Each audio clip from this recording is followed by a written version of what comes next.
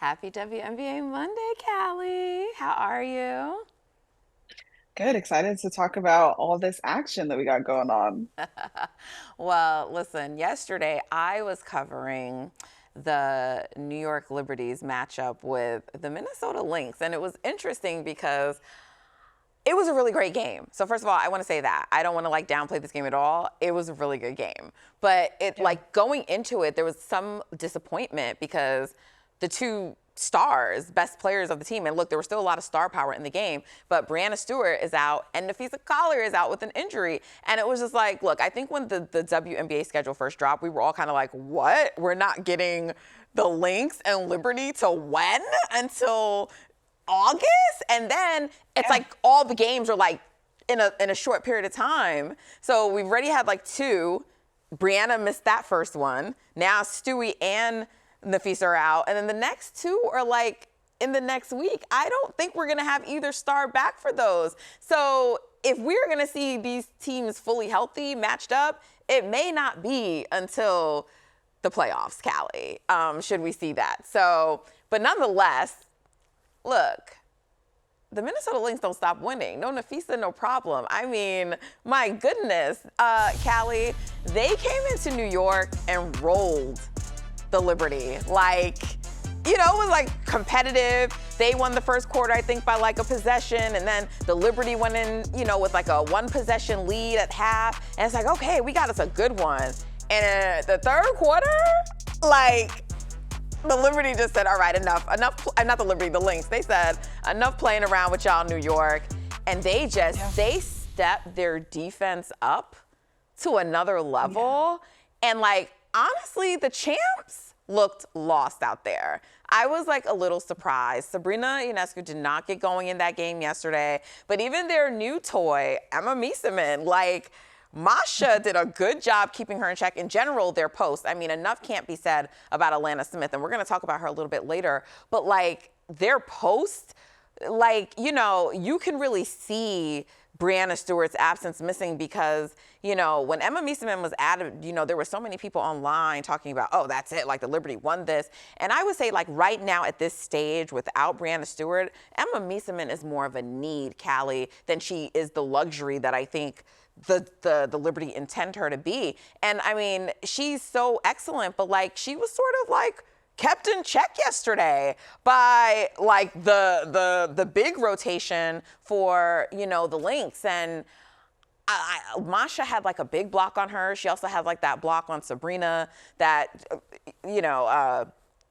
Coach Reeve had to challenge, but it ended up it counted as a block. And I was just so impressed with what they did. Courtney Williams got into foul trouble, and Natisha Heidemann just came in and handled business. But DiJonai Carrington, Callie, I've had a chance to talk about her, so I want to get your thoughts on her because she has fit like a glove with the Yeah. Lynx, and she was a big part of the momentum in that run in the third quarter for them.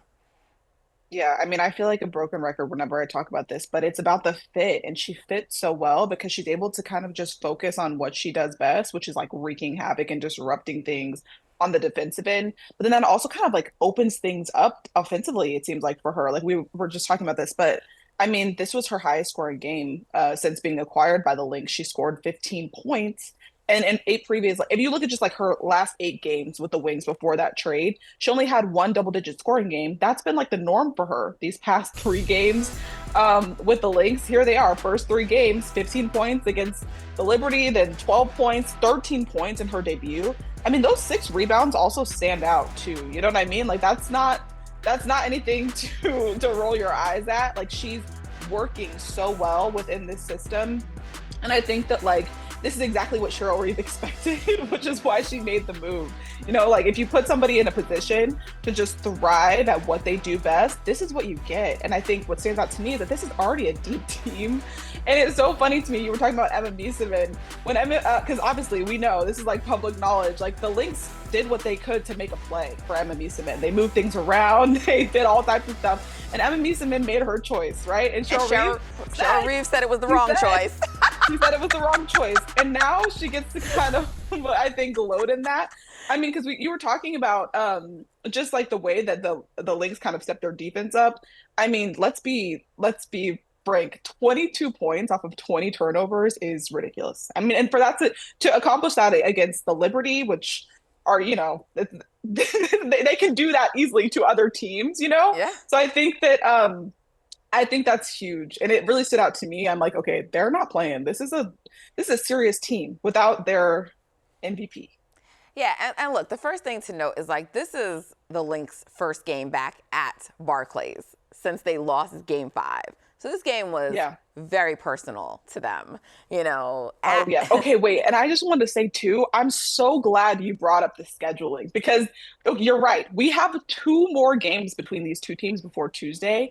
And I remember vividly, you and I, we talked about this when they dropped the schedule. We were like, are you guys kidding? Like you're not gonna have a finals rematch until August, but now we're seeing how ridiculous that is. Like I think if I'm just like a fan who's not covering the game, I'm like upset at this point because I'm just like you've been robbed. As a WNBA fan, I think you've been robbed by the WNBA schedulers, and that's like my hot take for the day. Sorry to interrupt you. No, agreed. And honestly, it's also a little unfair to the Liberty if we just want to be frank because they're playing a back-to-back, right? So they have to play. Is it the Sparks tonight?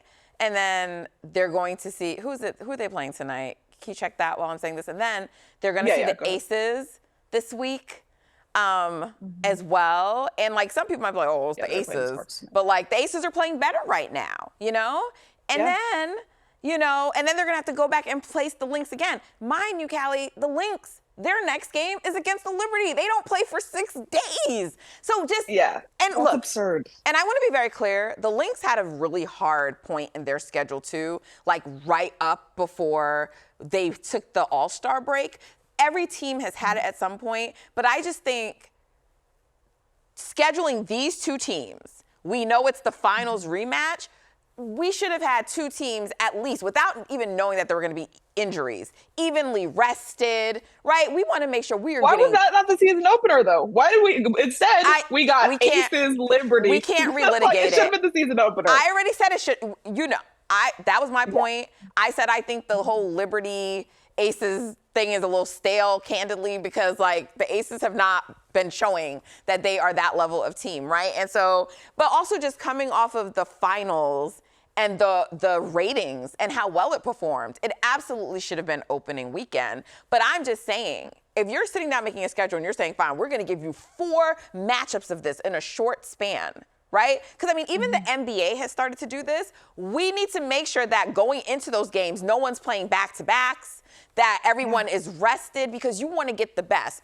Fine, you can't foresee injuries, but the other stuff, like, what is the plan? Why do the Lynx have 6 days off? Yeah. And then, okay, you asked me to. Sorry, go ahead. That's not always a good thing, too. Like, sometimes there's rust element. Yeah. So it's just, it's very wonky scheduling. I'm sorry, go ahead. Mm-hmm. Yeah, okay, you asked me to check. I looked. So the Liberty are actually at the Sparks on Tuesday. Then it's a back-to-back. Then they go to Las Vegas, play the Aces. So that's the back-to-back. It's Sparks Aces. I knew they had a back-to-back in there. Aces. Okay. Yes. So I had the right teams, when they but get the wrong back-to-back. The Saturday-Tuesday stretch, which is like, I guess not terrible. Saturday-Tuesday, you get a few days in between, but that's the Lynx game. So that's how that shakes out. But listen, the Liberty just, and in fairness also to the Liberty, like this is their first time having to play this team with DiJonai added. And like, she really bothers players on the perimeter. So like Sab, Maureen Johannes, like all of them, like she's a different element that they now have to deal with that the Lynx did not have.